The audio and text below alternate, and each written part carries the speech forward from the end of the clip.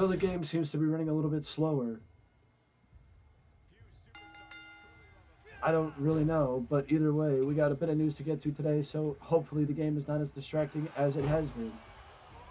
With that, either way, the first bit of news, as I mentioned, which I actually haven't mentioned yet, but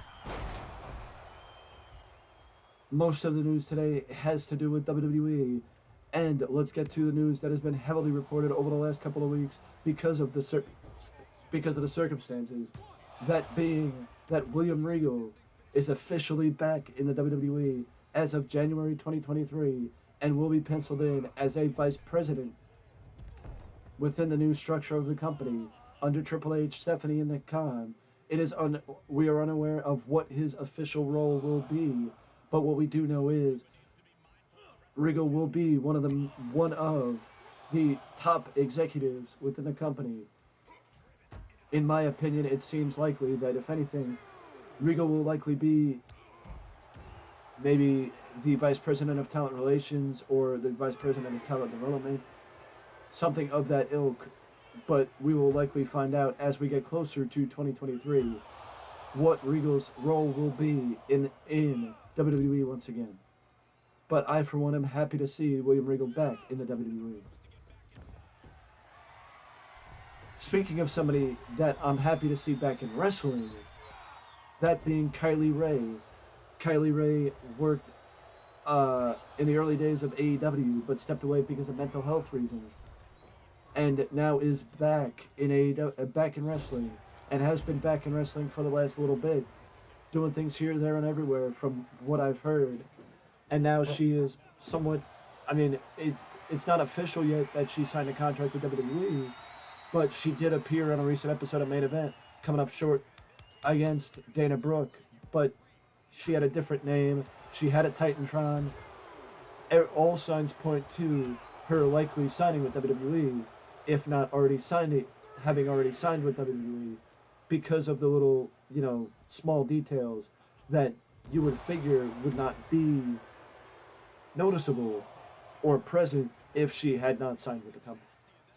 So props to Kylie Ray for being able to be another one of Triple H's signings to join the reinvigorated and rebuilt WWE main roster for the women's division.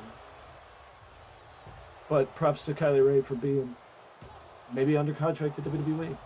I do hope for the best. But speaking of the WWE women's division, there is also Asuka is among the members of the women's roster that are going through some sort of character change, because we started seeing Asuka return to more darker type face paint. From what I understand, it is similar to the face paint she used to have on when she worked as Kana back in Japan before she made the move over to WWE. So in my opinion, a little bit of depth does wonders for the WWE, for these stars, and a little bit of depth always helps, because it allows the people that are featured on television on a weekly basis to stay a step ahead and have a little bit more and a little bit more and a little bit more to do, because it gives you a little bit more and a little bit more of a reason to care. So giving us a bit more of a reason to care about Asuka is never a bad thing.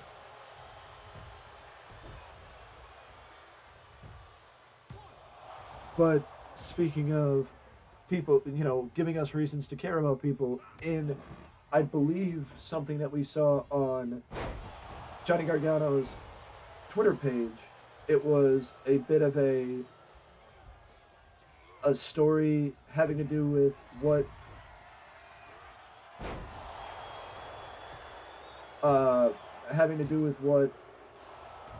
Johnny and Dexter Lumis could do with Miz's money if they win a ladder match.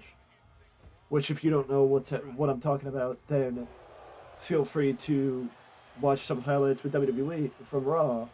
But the fact of the matter is, Johnny Gargano and Dexter Lumis challenged The Miz to a ladder match, putting the money on the line that they were, I don't know if they took from The Miz or that they gained from something, or they won from Miz. I'm not really caught up on this story. That's why I was just going to cover it with the from the call-up standpoint, rather than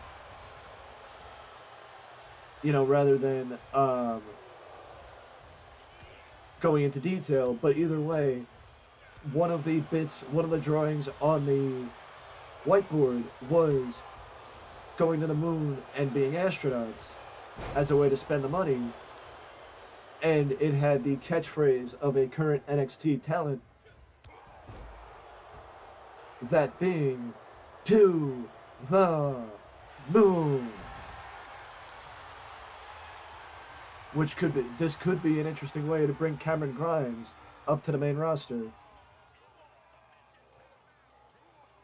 So that's something we should keep an eye on, because Cameron Grimes still apparently has some money to his name after that angle he did a few years ago with Eli Drake, or LA Knight rather, and Ted DiBiase. But speaking of some people you will not see for a while,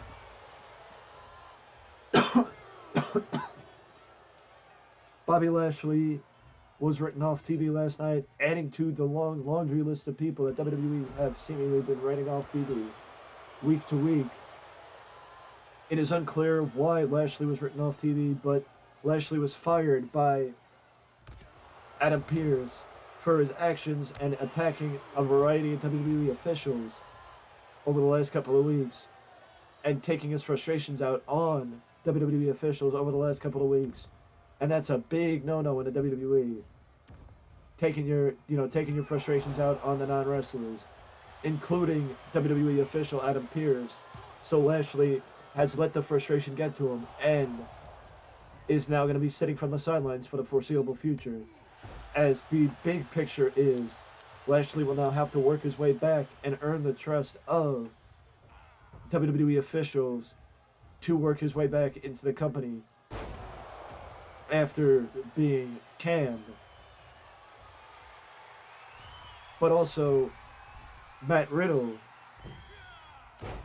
So there's more to the story with Bobby Lashley, but Matt Riddle, apparently, there's a report out that Matt Riddle, according to that report, failed a drug test. And the drug test that he failed was back in August. So it was a little bit of a layoff to wrap up his feud with Seth Rollins. So basically he is serving the test. He is serving the suspension now. And it was basically giving the ultimate. He was basically given the same ultimatum that Jeff Hardy was given back in the day. Either you go to rehab or you can't stay. But it is worth noting that WWE does not test for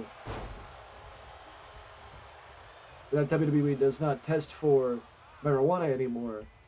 So the question might be, it might be there, but I do hope that Riddle takes the time off and that WWE allows Riddle's time off to be something that leads somewhere and gives us a reason to miss him, which I think with how beloved Riddle has become in 2022,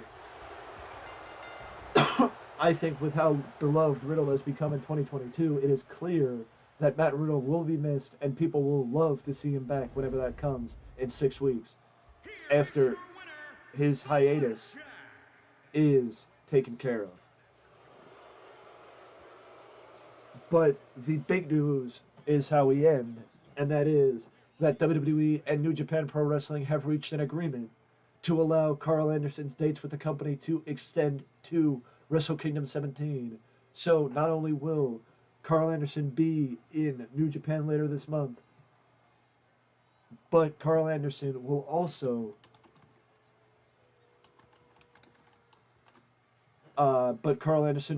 be a part of Wrestle Kingdom 17 in some form or fashion. That will be the final. It is rumored to be the final appearance for the members of the OC in New Japan Pro Wrestling, but on December the 14th, Carl Anderson will be in New Japan Pro Wrestling defending the Never Openweight Championship against his original opponent that was supposed to take place the night of Clash at the Castle. But on Wednesday, December the 14th, tomorrow actually, Carl Anderson will be making a move in Sendy at the combined Super Juniors and World Tag League Finals. Tomorrow night, Carl Anderson will be defending his championship against Hikuleo on December the 14th, which I think this might be one of the first times a WWE contracted employee will be in New Japan competing, but at Wrestle Kingdom.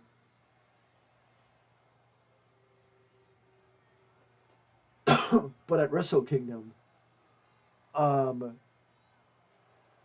is definitively the first time a WWE employee will be featured at Wrestle Kingdom, or featured on Wrestle Kingdom, I should say. So that is a big step and a big change under the WWE banner, because that is something you would have never seen in that is something you would have never seen under Vince McMahon.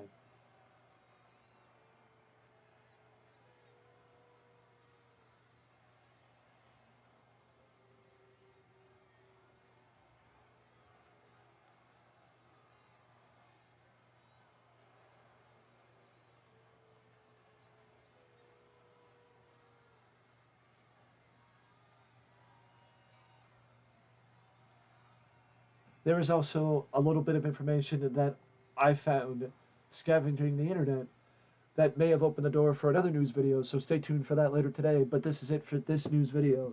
So I do appreciate everybody's, I do appreciate the recent support, and let's round out the year on a high note. We are at 282 subscribers on this platform, so let's try and hit a little bit closer to the road to 200, to the road to 300, and maybe get a little bit closer to 300 subs before the end of 2023. Before the end of 2022. I'm fast forwarding a year. I'm jumping ahead a year. I'm not even there for 2023.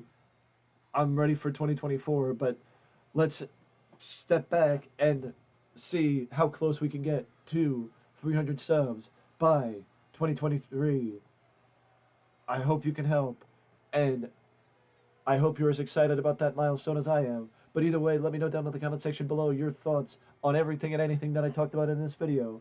And I will see you in the next one. But don't forget to ding that notification bell to always know when a new video is up on the channel. And I will see you all again soon.